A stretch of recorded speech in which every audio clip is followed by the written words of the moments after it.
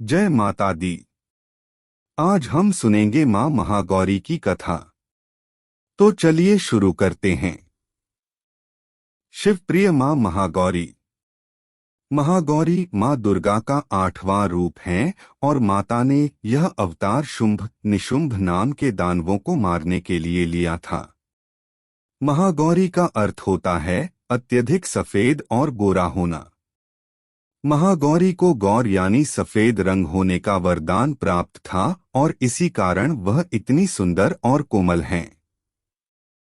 माता महागौरी को अक्सर माता पार्वती का ही एक रूप कहा जाता है, क्योंकि माता पार्वती की तपस्या के कारण ही उन्हें महागौरी अवतार प्राप्त हुआ था।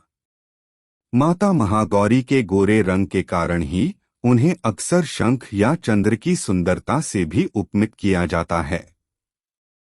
माता पार्वती के रंग के जैसे उनके कपड़े, श्रृंगार, वाहन और शस्त्र भी सफेद और सुंदर हैं।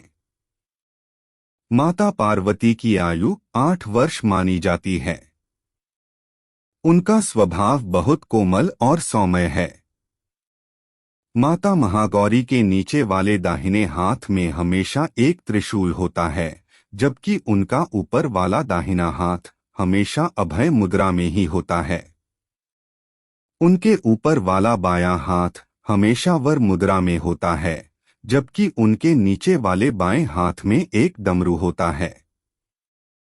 महागौरी को बहुत ही शांत और शील माना जाता है, जिस कारण उनका ध्यान करने से मनुष्य और जीव दोनों को शांति प्राप्त होती है।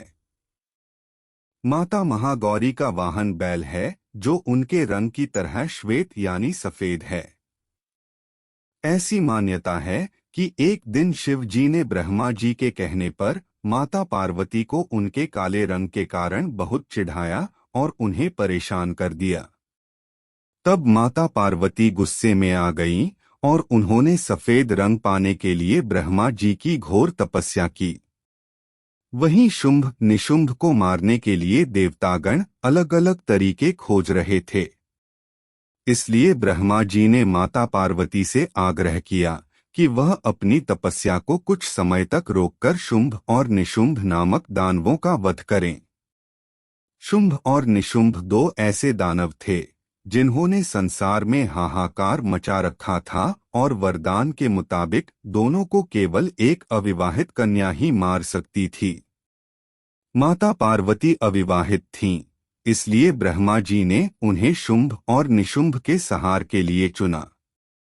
इसके बाद माता पार्वती हिमालय चली गईं और वहां जाकर उन्होंने गंगा में स्नान किया।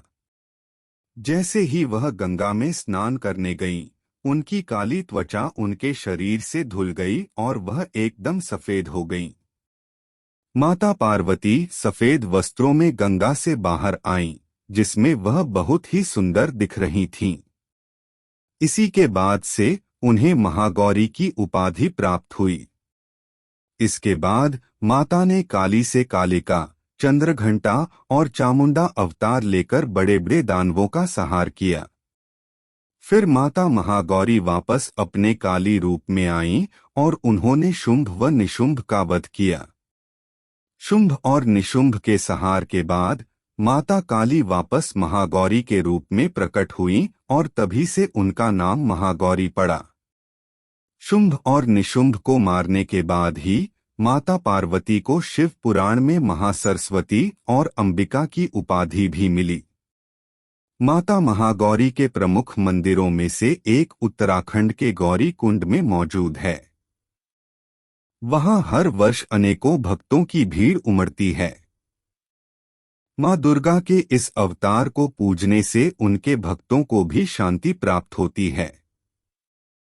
जो भी भक्त माता महागौरी का सुमिरन करते हैं, उन्हें माता धन धान्य व सुख समृद्धि से परिपूर्ण कर देती हैं। कहते हैं, यदि माता के विशेष मंत्र का पूर्ण मनोयोग से ध्यान किया जाए तो सभी इच्छित वस्तुओं की प्राप्ति होती है। माता की आराधना का विशेष मंत्र इस प्रकार है: ओम देवी महागौर्यै नमः।